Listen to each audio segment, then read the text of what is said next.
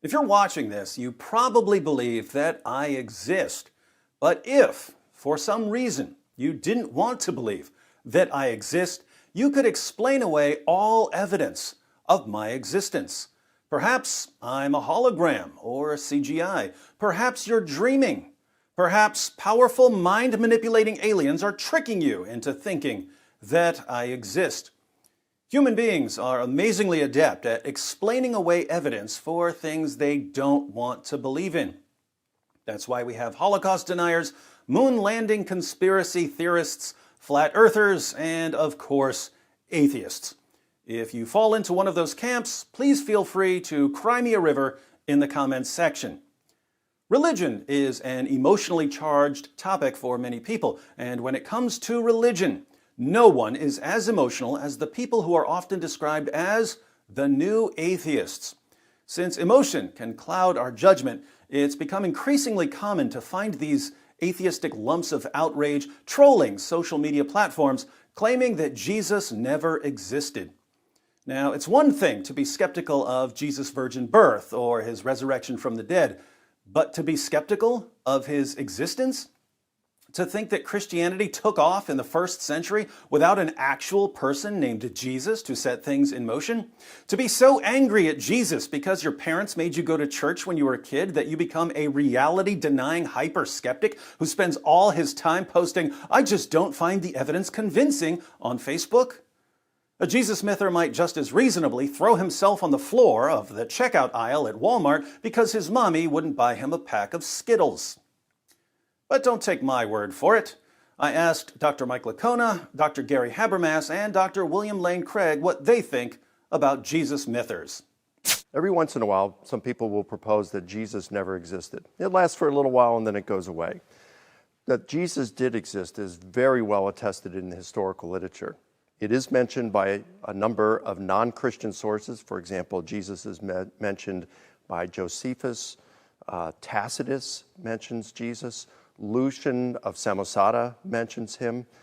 Marabar Serapion mentions Jesus. The Talmud mentions him. Josephus mentions the martyrdom of James, the brother of Jesus, who was called the Christ. Again, it's very difficult to have someone who's a brother of someone who did not exist. In addition, we have a number of Christian sources who mention Jesus. We have multiple independent sources with the Gospels. You have Paul, the letters of Paul. You have the book of Hebrews. You have other New Testament literature. These are multiple independent sources, and although they're a Christian, you just can't discount them because they're Christian. Well, definitely, I think Jesus existed.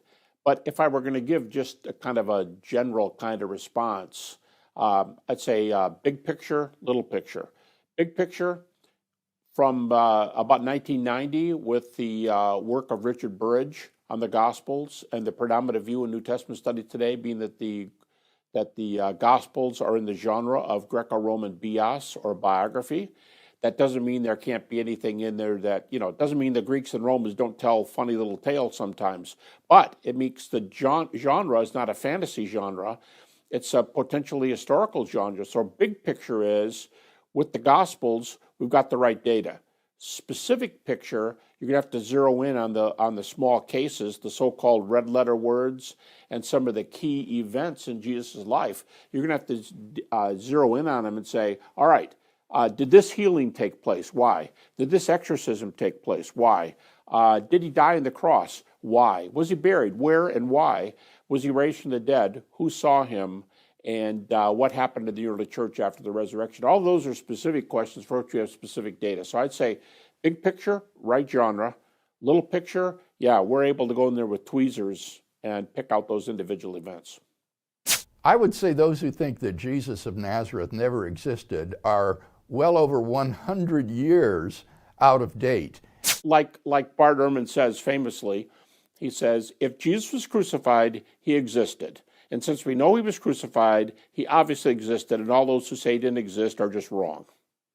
Historians today regard the existence of Jesus as a done deal. It's indisputable. In fact, professional historians and biblical scholars would view those who would deny the existence of Jesus to be on the same, in the same kind of camp as Holocaust deniers and those who think we never went to the moon. See, I told you. But there's an additional perspective that's often missing from discussions of the historical evidence for Jesus' existence. Historians mention Josephus and the Talmud as references, but there's a larger Jewish history to consider. The early Christians, many of whom were Jewish, accused the Jewish leaders of conspiring to hand Jesus over to the Romans for crucifixion. Can you imagine these early Christians pointing a finger at the Jewish leaders for their role in Jesus' execution if the Jewish leaders had no idea what Christians were talking about because Jesus was a mythical figure? Wouldn't we expect the classic Jewish response to Christianity to be something like, "What are you Christians talking about? We've never heard of this Jesus." And yet, that's just never been the Jewish response. Here's Dr. Michael Brown on the Jewish perspective. Well, of course he existed. That's really not in dispute. What's interesting is you have ancient Jewish traditions recorded in the Talmud and what's called Midrashic literature, and they mention someone called Yeshu, and he's mentioned sometimes in a generation or two before when Jesus lived or a generation or two after, and then the memories seem to be vague. So there's dispute about whether the authors of the Talmud actually knew of this Jesus. Did they put him in the wrong place? Is this referring to someone else? But as you go further on in Jewish history, when you get to Moses Maimonides in the 12th century, he just plainly talks about Jesus being given over to be killed and so on, and why Jews don't follow him. So through Jewish history, there's never really been dispute about his existence. And what's interesting also in the early Jewish literature, for example, 2nd, 3rd century, what's called the Tosefta, you have references to these Jewish sectarians who pray for you in Yeshua's name. And they're saying it's better to die than to have him pray for you because they were known for having a gift of healing. So the movement is there. There's no denial of it. It's an extreme skeptic only that questions whether he actually existed.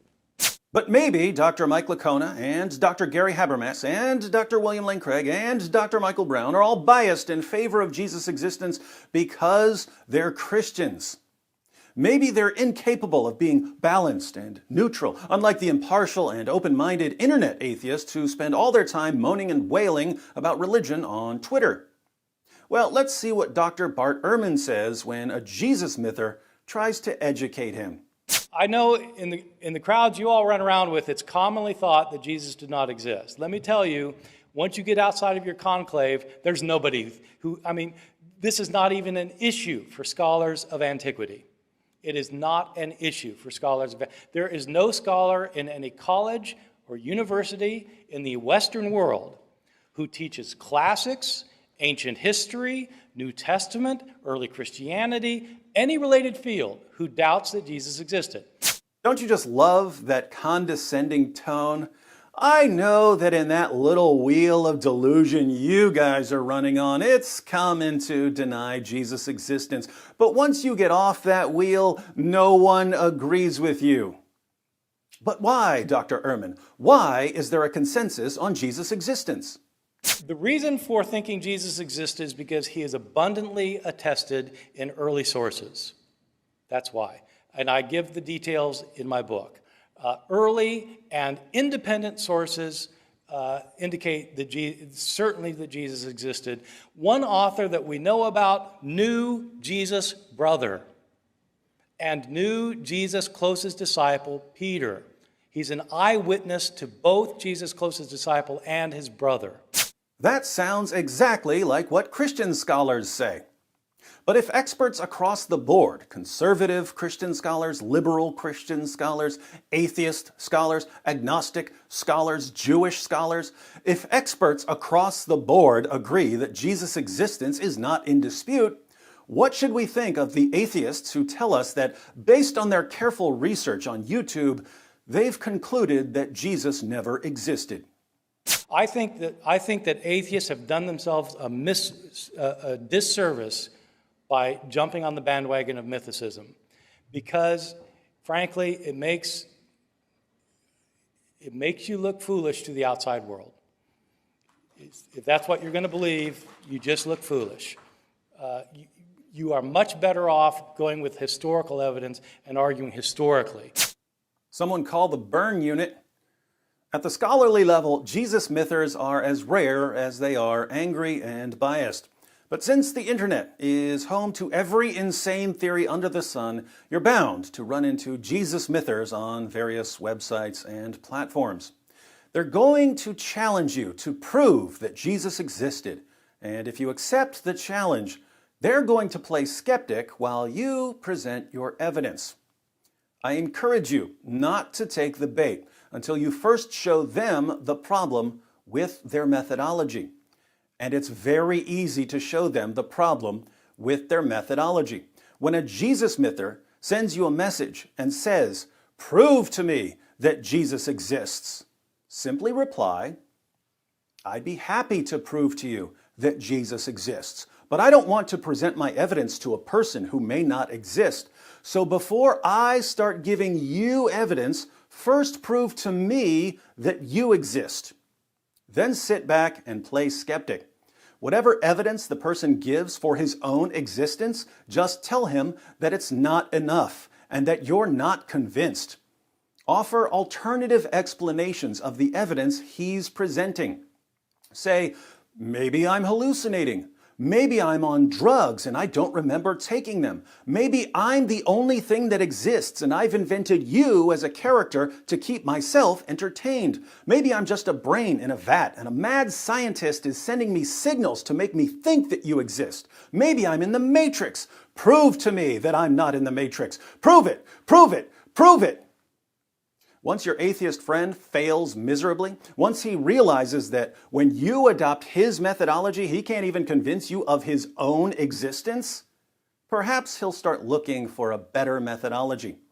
And once he adopts a better methodology, you'll have no problem convincing him that Jesus existed, because only a complete fool would reject the existence of Jesus of Nazareth.